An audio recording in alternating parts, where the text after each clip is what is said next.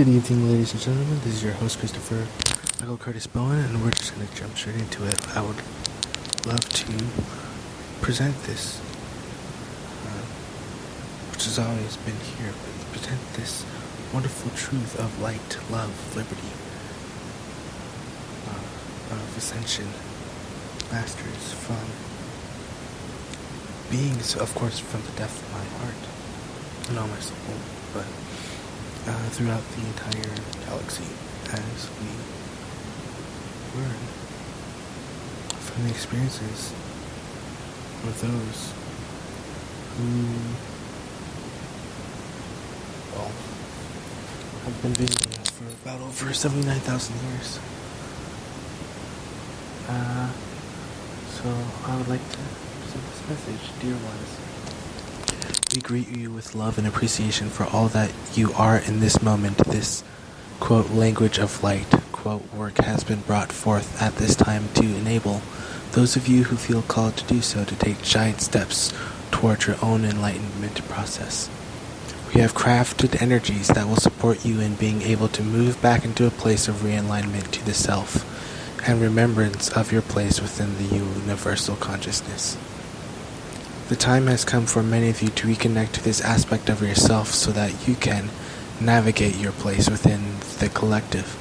As you make your way back towards self, you undergo a transformation that enables you to hold an energetic platform, an energetic mirror as it were, for others to meet that aspect of themselves. In this manner, you enable many other humans to follow in your footsteps. This is part of your mission here. It is what you came here to do, and now is the time for this unfoldment.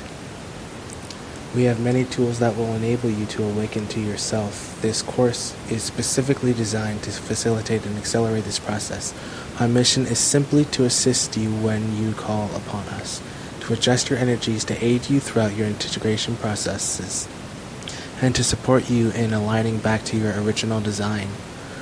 Our role is to provide you with the tools and to open up specific energetic dimensional spaces that offer you the opportunity to move forward and awaken on different levels. We hold a loving space in which to birth yourself. Know that the energetic grids we have set in this program contain an inbuilt support system that enables the spiritual realms, the angels, light beings, masters, and other light energies to come forth when called upon. The dimensional energies we set enable the spiritual realms to work with you in a unique way, supporting you in the most appropriate and beneficial manner according to your individual needs as they arise. We rejoice in your birthing and remembrance of yourself as spiritual beings, and we hold each one of you in your humanness as you take this next step. A journey that is designed not only to move you back into conscious remembrance, but also to provide you with a direct experience of your spiritual essence. We honor you in your humanness and hold you with love as you embark on this important journey back towards self. Blessings, the Pleiadians.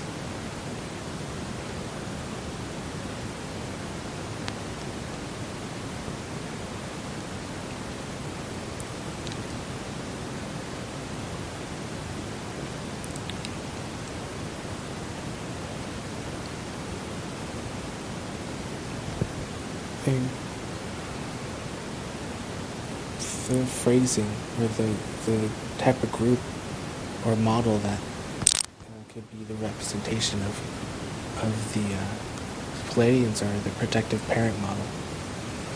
They are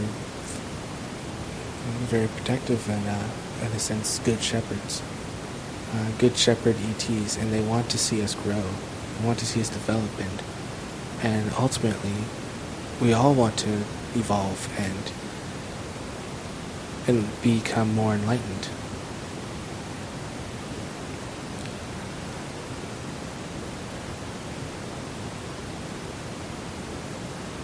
And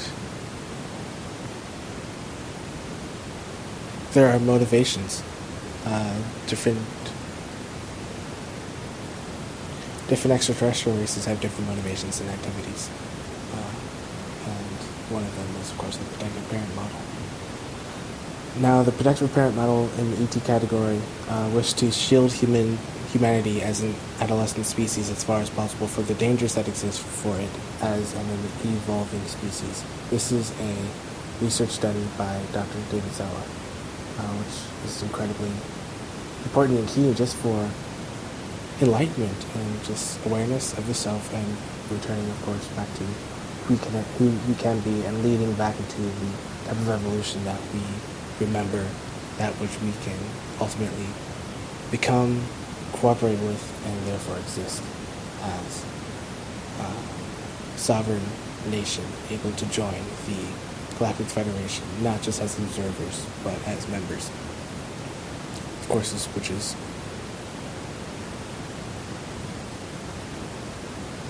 one of our wonderful human destinies. ETs in this category have a moral orientation of helping humanity become aware of the presence of other ET races throughout the galaxy and to cooperate with these races in an alliance often described by whistleblowers and other sources as the Galactic Federation. The Galactic Federation depicted in the Star Trek series is a fairly close approximation of how these ET races.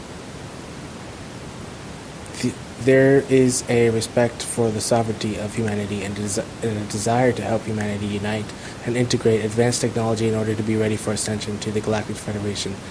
As explained by Dr. Neruda, each galaxy has a federation or loose-knit organization that includes all sentient life forms on every planet within the galaxy. It would be the equivalent of the United Nations of the galaxy. This federation has both invited members and observational members. Invited members are those species that have managed to behave in a responsible manner as stewards of their planet and combine both the technology, philosophy, and culture that enabled them to communicate as a global entity that has a unified agenda. Observational members are species who are fragmented and are still wrestling with one another over land, power, money, culture, and a host of other things that prevent them from forming a unified world government. Mind you, this was posted in the past, but I will continue reading the rest of the paragraph. The human race on planet Earth is such a species, and for now it is simply observed by the Federation, but it is not invited into its policy making and economic systems.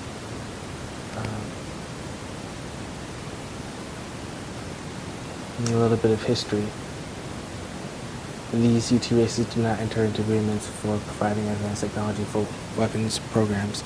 Of course, let me interject here. This, of course, requires, discernment and, of course, please understand the context and the enlightenment, or my listeners obviously know what I'm talking about. So I'll continue on. These ET races do not enter into agreements for providing advanced technology for weapons programs by clandestine organizations which place these ET races at a considerable disadvantage to Good Shepherd races. It has been recorded, for example, that a meeting between President Eisenhower and representatives of these races in 1953, before 1954 treaty, with the Zeta ET group, did not lead to an agreement, since these ET races believed humanity was too immature for the technology desired, and that nuclear weaponry, for instance, should be destroyed. Cooper describes in some detail the events surrounding this meeting. In the meantime, a race of human-looking aliens contacted the U.S. government. This alien group warned us against the aliens that were orbiting the equator, open parentheses, those who Eisenhower eventually signed a treaty with, close parentheses, and offered to help us with our spiritual development. They demanded that we dismantle and destroy our nuclear weapons as the major condition. They refused to exchange technology, citing that we were spiritually unable to handle the technology which we then possessed. They believed that we would use any new technology to destroy each other. This race stated that we were on a path of self-destruction and that we must stop killing each other, stop polluting the earth, stop raping the earth's natural resources, and learn to live in harmony. These terms were met with extreme suspicion, especially the major condition of nuclear disarmament. It was believed that meeting that condition would leave us helpless in the face of an obvious alien threat. Ellipses. Nuclear disarmament was not considered to be within the best interests of the United States. The overtures were rejected. Continue on. The protective parent ET races spent considerable time assisting various human organizations to counter the agendas of Good Shepherd ET races that are actively trying to control global humanity for the purpose of harvesting the resources of humanity and the planet. This category of ETs promote an agenda of full disclosure of the ET presence and are dedicated to serving the best interests of humanity as viewed from the lens of a protective parent that served as a biological source for humanity. Thus, the protective parent ETs corresponds more closely to the Enki faction of the Anunnaki described in Stitchton's translations of Sumerian cuneiform texts. Some of the ET races that fall into this category are typically described as Nordics, Lyra, Syrians, Sirius B, Pleiadians, Orions, and Alpha Centaurians. There are two subgroups that can be identified in the testimonies of those having had contact or witnessed evidence of ETs in the protective parent category. The first is an on-world presence of humanoid races that have historically assisted humanity in its evolutionary development. Such a race has been argued by a number of authors to be the remnants of the ancient Lemurian and Atlantean civilizations that established large crystalline cities inside the Earth's crust after abandoning their civilizations established on the Earth's surface. In a secretive flight to the Arctic Ocean in 1947, Admiral Richard Byrd reported in his diary, whose veracity continues to be debated, of an encounter with a tall Nordic-looking race in the subterranean city under the North Pole, in which the following conversation occurred with the city's leader. Quote, "We have led you here because you are of noble character and well known on the surface world, Admiral. You are in the domain of Ariani, the inner world of the Earth. Admiral, I shall tell you why you have been summoned here. Our interest rightly begins just after your race exploded the first atomic bombs over Hiroshima and Nagasaki, Japan. It was at that alarming time we sent our flying machines, the, quote, Flugerads, unquote, to your surface to investigate what your race had done. You see, we never interfered before in your race's wars and barbarity, but now we must. For you have learned to tamper with a certain power that is not for man, namely that of atomic energy. Our emissaries have already delivered messages to the powers of your world, and yet they do not heed. Now you have been chosen to be witness here that our world does exist. You see, our culture and science is many thousands of years beyond your race, Admiral. Strictly speaking, this subgroup is not extraterrestrial in origin, but simply a subterrestrial humanoid race that is genetically linked to humanity. A number of historians believe that these ancient advanced races are the basis of numerous myths concerning the intervention of mysterious white brothers / gods in the development of civilization around the planet. The Aztecs and Incans, for example, had first believed that the Spanish conquistadors were their returning white brothers / gods. These subsurface Lemurian cities continue to interact with ET races, have advanced technology, and assist humanity in dealing with its myriad social, economic, political, and environmental problems. Sources describe the psychotronic crystal technology used by these Lemurian subsurface cities and the effort to promote this technology for peaceful purposes.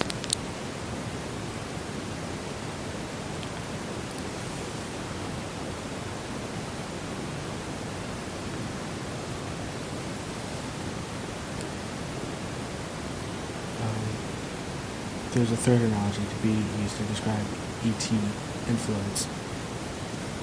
And that is the wise mentor. ETs, the wise mentor category. These races have a hands-off approach to global humanity and only offer assistance if it is in the best interest of all concerned in such an intervention. They promote consciousness raising and have a moral orientation that is deeply spiritual, insofar as they present the unity of all life and the importance of honoring the role of all forces in the evolutionary development of humanity.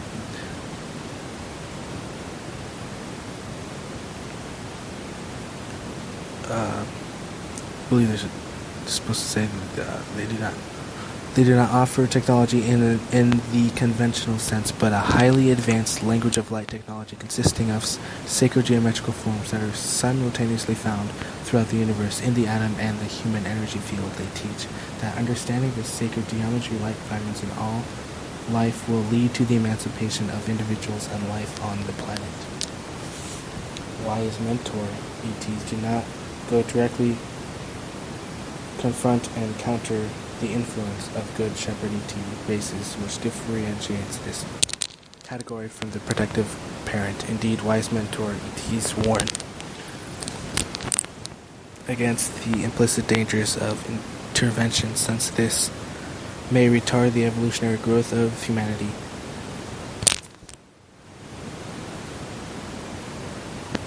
Put simply, the wise mentor ETs view the hard knocks of humanity's encounter with Good Shepherd ETs as part of the evolutionary process for species, and thus don't intervene.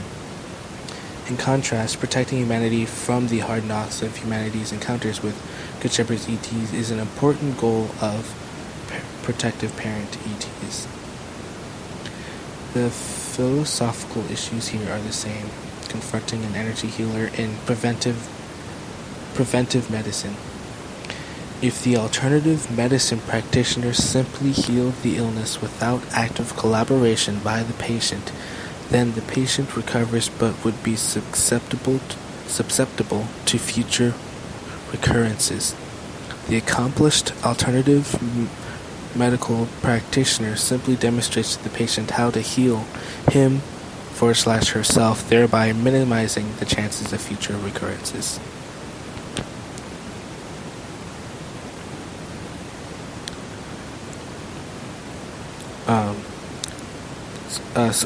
I didn't mention some of these groups are Arcturians, Sirius A, and Orion. Yeah.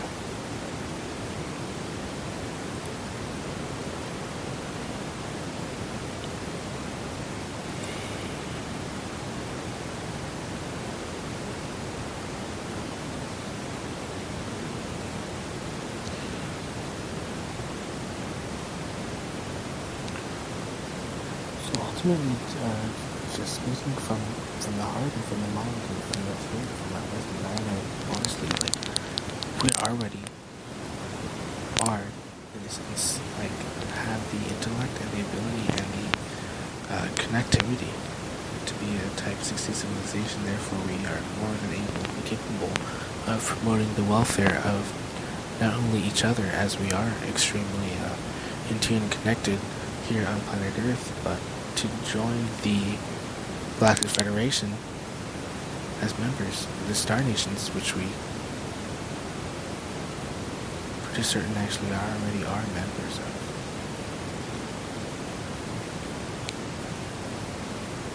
To be that which we want to become, we need to be the very shepherds of that type of ascension process in which we want to be involved with, guiding the very principles of shepherding, teaching, mentoring, guiding, leading, creating, manifesting, being, beaming, and radiating, and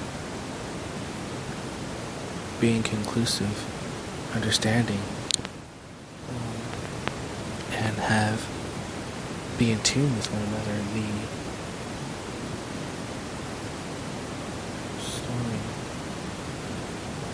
The example of the Palladians, which I'm going to describe briefly, they would go from planet to planet to planet, and they were so in tune with one another, they would boost the entire,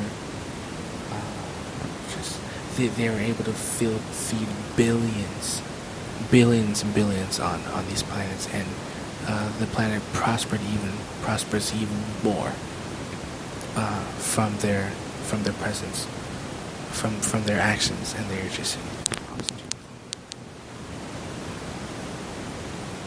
It's amazing. It's great. It's weird.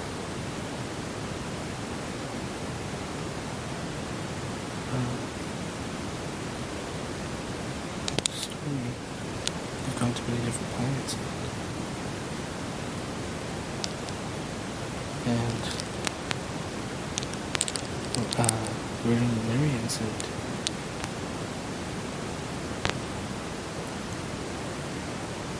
we were able to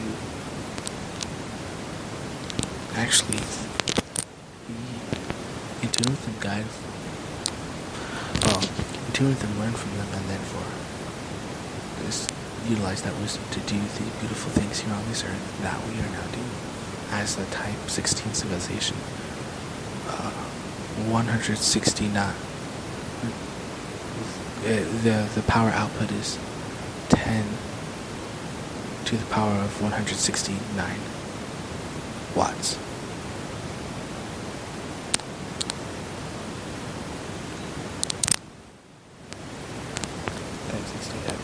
Of course, obviously, imagination.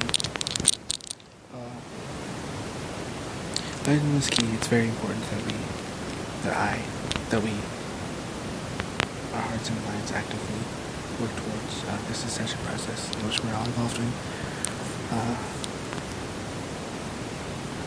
Good evening, ladies and gentlemen. I love you all.